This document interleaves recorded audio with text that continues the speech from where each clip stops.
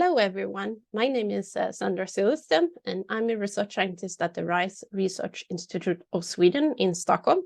And I'm going to talk about the exploration of Mars with the Perseverance rover.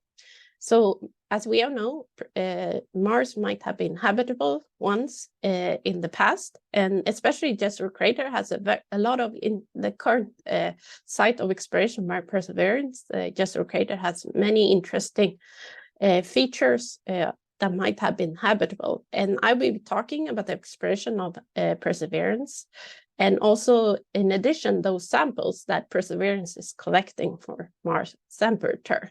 So please join me at my seminar on the 7th of November.